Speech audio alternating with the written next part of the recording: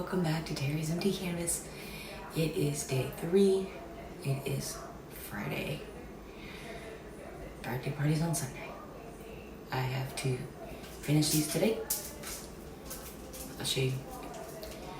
Watch videos 1 and 2 so you know what's going on in this video, and then there'll be a video after this. Hopefully finishing it tomorrow. Anyway, I'm making 2 little boxes. This one needs another layer of Mod Podge inside. This is a balloon kiss on watercolor paper I did. This is watercolor. These are paper cutouts. This is the top to that box. This is a puddle pour that I did on the top of the box. I messed up on day 1. I forgot to tape the edges. Look at that mess. I've got to clean up that and all of this, and plus figure out a way to make that look decent, because it does not, I was trying to go very little on the paint because I needed this to dry in time so that I can get them all done for Sunday and paint them. And a traditional puddle pour, or almost any fluid art painting, you're using a lot of paint, and it's usually very thick. It can take weeks to dry.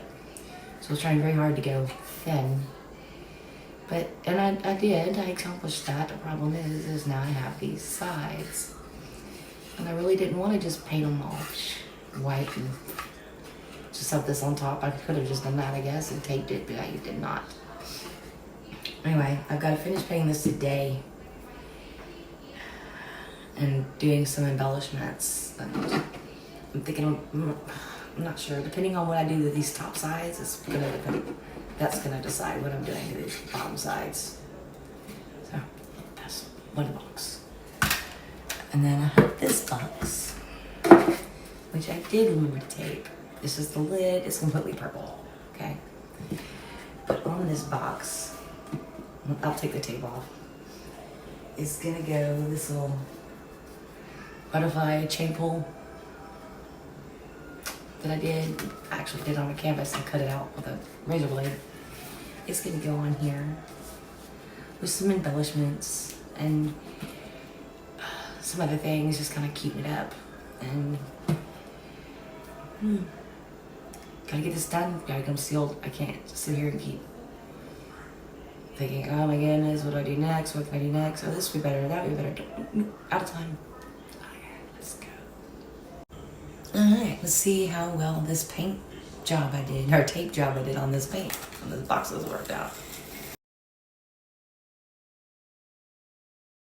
Okay, that's the bottom. That'll work. A little bit of touching up needed here. Still. So there's some touching up needed on the edges. Nothing compared to this one where I forgot to put the tape on first. Don't do that. Remember the tape. It's a pain in the butt. Remember it. Alright, real quick, let me just, for this, I used paint with Floetrol mix. Floetrol is a pouring medium. It's actually not, but it's used as a pouring medium a lot in acrylic pouring and paint pouring.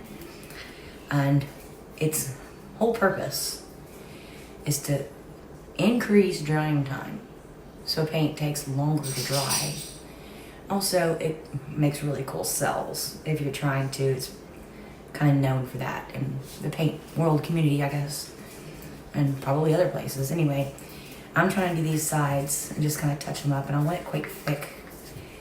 Floetrol also thins down the paint, so you use less paint to cover the same surface area.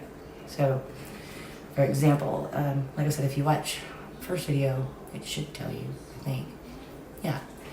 All the paints I used on here are 1 part paint, 1 part Floetrol with water for consistency, so that they all have the same drip rate. So if I put dots on a piece of paper, they all drip the same distance and proportionately the same amount of time. Okay.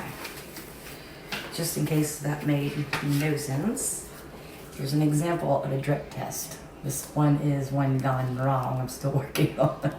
But so put dots of paint the same size, turn it like this, and hold and count to 5. I want all of these to come down at the same time. See how these didn't? So I added some more water. More water, more water, more water. Okay? Then retest. Not much of an improvement. Then I retested it. I'm like, what is going on? It even says it there. Don't read that. But anyway, that's what a drip test has. And no matter what actual consistency and weight and all that your paint actually is, as long as they're the same, you should get a good outcome. That's the point of the Floetrol and the drip. Anyway, okay, so one part. So for example, these are labeled.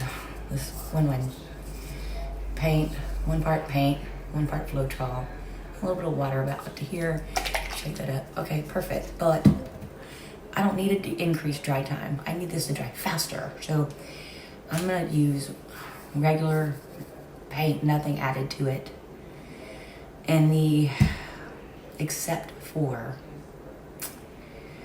my Iris Purple Apple Barrel, because I had already added Floetrol to this to make it whiter, because the only white I had open had Floetrol in it. It's not much, but there's some in there, so it's not a whole lot of purple on these sides, so I think we'll be okay with that.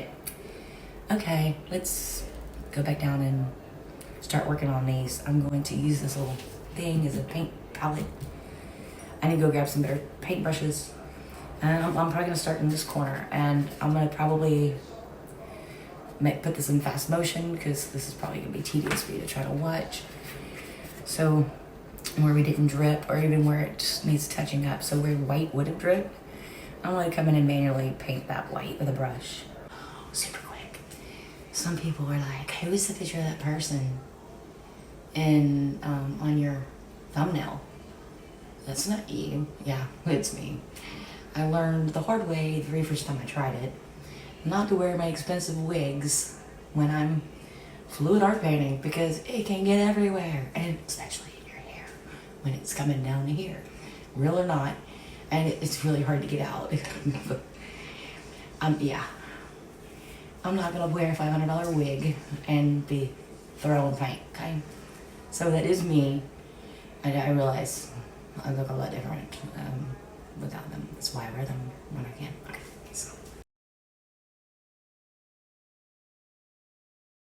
Okay, hey, so I was going through my colors, because my granddaughter's favorite colors are blue, purple, and pink. I don't have a pink, so the sides are gonna incorporate a little bit of pink. And I found this in the box. It's called, I still can't say it, even though this is where I broke my leg. Bimini blue. Yes, that's where I broke my leg, in Bimini. But yes, the water was beautiful from what I saw, but it was only there for like 4 hours. I gotta share this with my friends. Okay, so this is that spot I was telling you about, where I was mixing the paint to match kind of this color here. With a couple more coats, yes, it would match. I don't like it though. So this part right here, I'm just gonna paint black. There's black here, there's black over here. I'm gonna leave the blue, but you see what I mean about how when the paint tilts over the edge, especially if you don't have enough paint, like I didn't, because I was trying to get it to dry faster. My bad. Anyway, it like puddles on itself sometimes.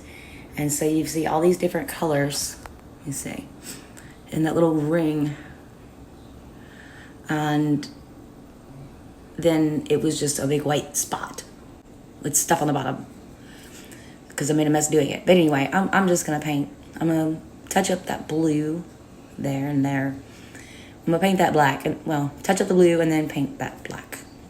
Okay. Okay. Everything's gonna be okay. Okay. Hey y'all. My husband came home from work early today, so he's gonna be watching a movie, so the remainder of this video will be music, probably, yeah.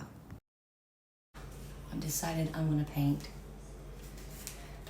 the bottom of the box black, because I've got some other little things I want to do to it. Okay, thanks for hanging in there and joining me today. Please make sure to like and subscribe and follow and check out in the description. There's several different links, but make sure you check out. There's 4 different videos in this series, and so you can see the end of results.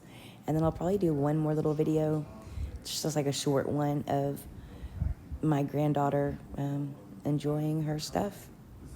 So have a blessed day, and let me find something to put on. Not have something on. Let me find some music to put on. Hold on.